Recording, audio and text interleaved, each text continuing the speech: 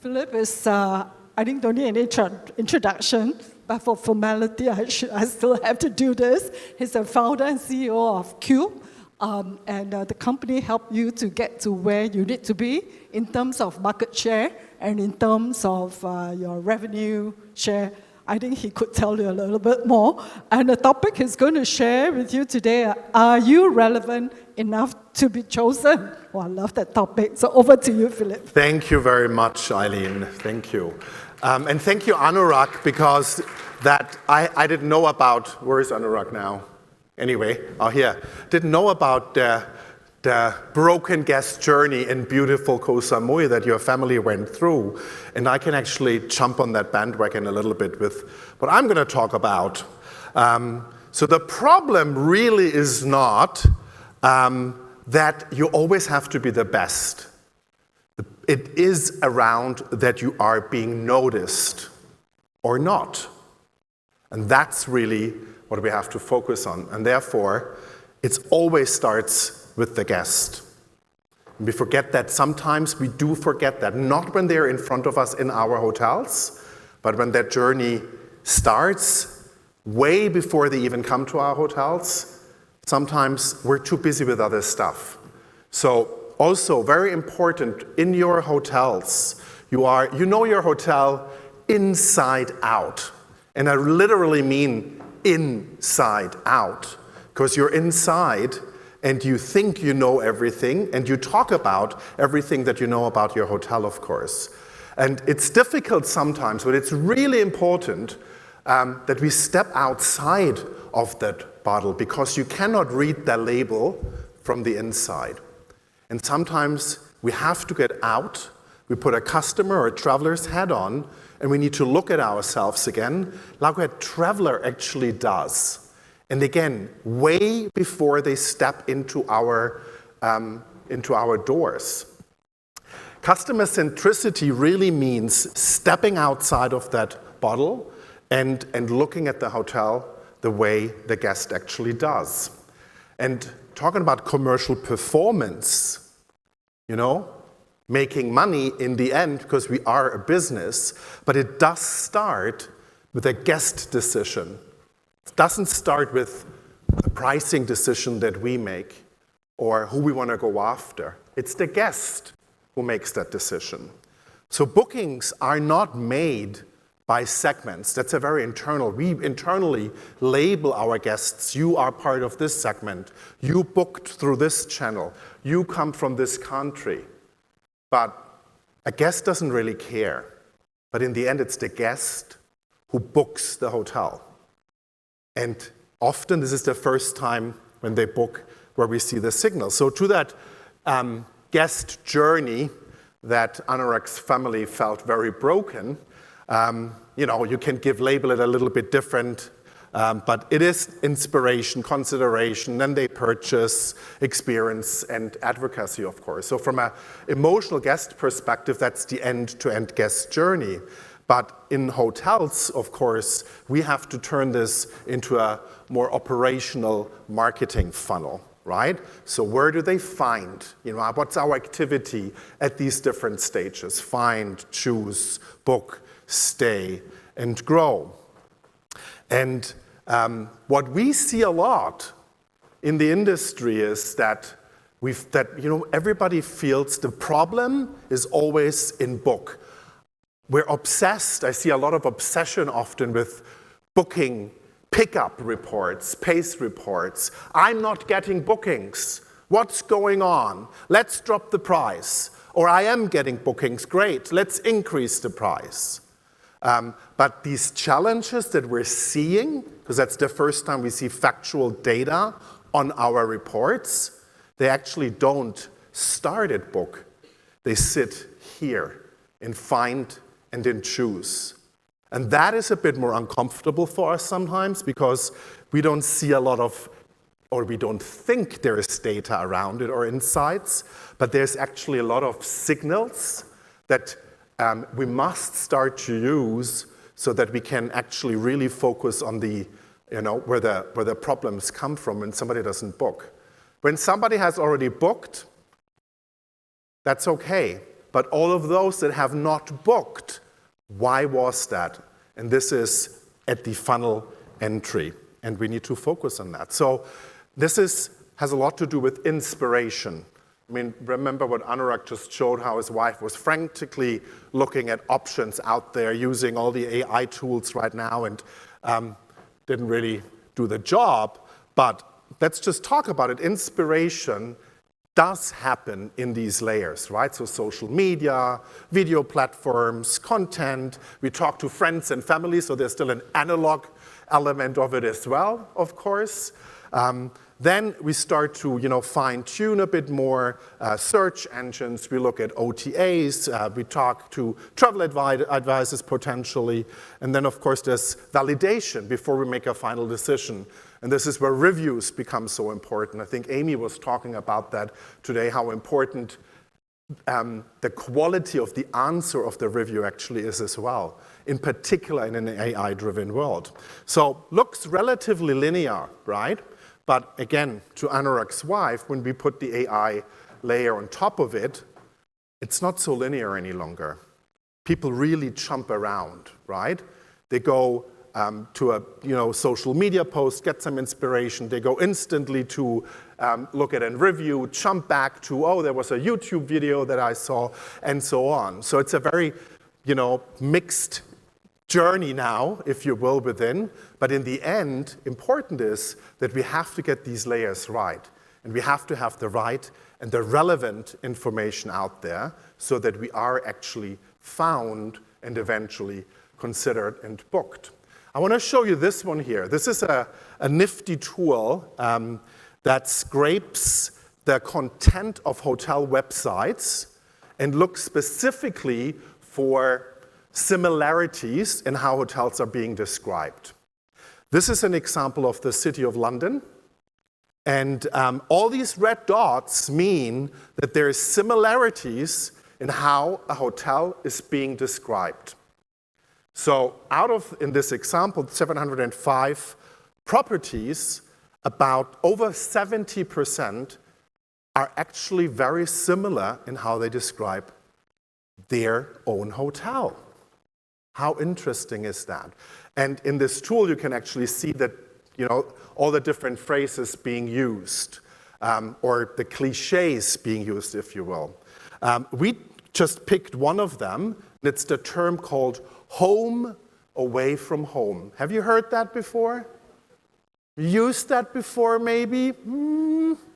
Now look at this. Home away from home is used in this particular example by, now I don't see the number, but it's like over 30 hotels actually use, you see that number? Why do I not see it? Anyway, it doesn't matter.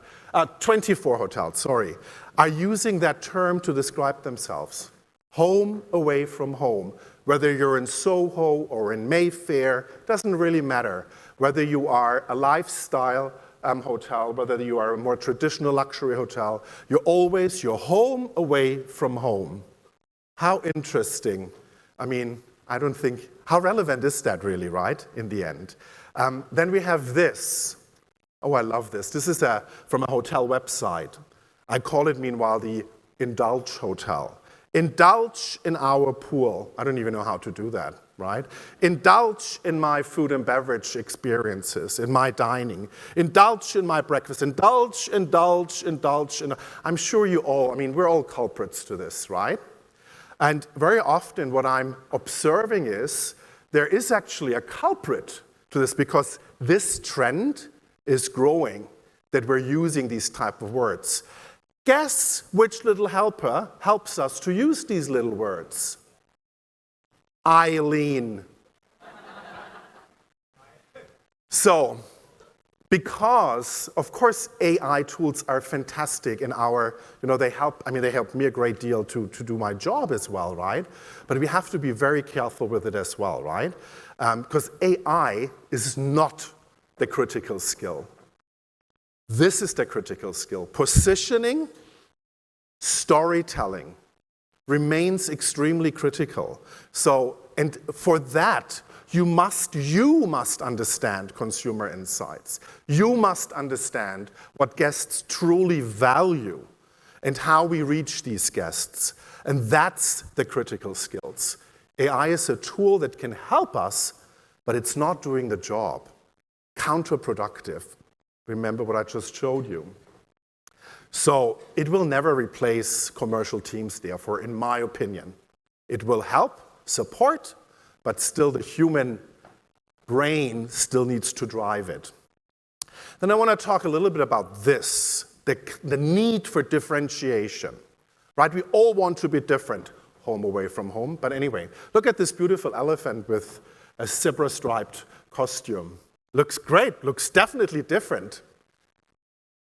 Never seen one. Doesn't really exist, does it? So, look, I would like to exchange the word differentiation with relevance. Because in the end, you don't have to be different, you have to be relevant. You really need to be in this green zone here, reminder, that we need to really understand what do we do best, what do we have to offer, and what does the customer actually want. And where that meets, this is where relevancy becomes extremely important, but that's a winning zone. Sometimes we're so obsessed still with competitors and, they have this and they have this. Well, if you don't have it, it's irrelevant because you can't change that. Location, you can't change that. You can't move your hotel. So focus on what you're really, really good at for the different types of audiences that you have. And therefore, clarity on positioning is extremely important, more than ever before. So remember funnel entry, right? If it's not clear there, people won't even go into the funnel. Relevance to target guests. And not every guest is the same. And the ability, of course, to translate experiences into commercial value. We talked about upselling today and so on. All of that is actually uplifting guest experience and at the same time, beautifully adding money into our pockets. That's what we want, right? It's a win-win. So this is about really commercial leadership. So the word relevance, what does it actually really mean? To me, it just means this connection, that you're really connecting with your guest, with your different types of guests, your different types of personas that you're talking to. Now, I want to talk a little bit about this, USPs, unique selling points. I mean, for decades, we've talked about USPs, and it's like, this is how we differentiate ourselves. My opinion is this. I think they're dead. I don't really think USPs or uniqueness really exists home away from home, right? What I do believe, however, is this, an evolution from USPs to relevant selling proposition. And for that, we really need to understand that there's different guests out there with very different needs, but they may still be guests of our hotel, our resort. I mean, a resort can attract a honeymoon couple. They want the quiet beach. At the same time, you need to cater to families, right? Therefore, your communication to them always has to be different and has to be relevant, and you can't mix that up. This is where relevant selling proposition becomes so important. So it's really, again, what guests are interested in, understanding that, and then what you say to them. That's where this meets. That's relevancy. So ensure that your story appears repeatedly and consistently in an omni-channel environment. This is also extremely important for AI findability. It always looks for consistency. It looks for the same story over and over and over again, and that is across the entire guest journey at these different touch points where we talk to the guests. So your website, it doesn't go away, but it has to be relevant as well. It has to be structured so that people actually find it. AI really finds it. So relevance wins attention, and frequency wins memory. That's not going away, right? That's the old marketing spiel, right? Now, let's talk a little bit about price. Close to my heart. So far, I haven't even spoken about pricing, right? Because that sits in book, remember? So in this funnel, Price, if value is really clear and understood, price actually becomes contextual. It's not so important any longer. And that's a great opportunity, right? That's why it's so important that we understand funnel entry so that we don't always have this craziness of changing prices, but that we can actually work on value proposition again. And this is where relevancy is so important because it is about making value visible. Now, relevance is what gets you chosen. But in the end, you always need to understand the demand out there. And I hear this very often, but we're in low demand, or there's no demand. There's no such thing. There's always demand. The word itself is there, right? What's the demand that's relevant to you? How can I steal market share from whether it's big or small? It doesn't matter. Most important then, am I visible to that demand? And again, the different types of demands out there. And is this demand converting? And if they're not converting, why not?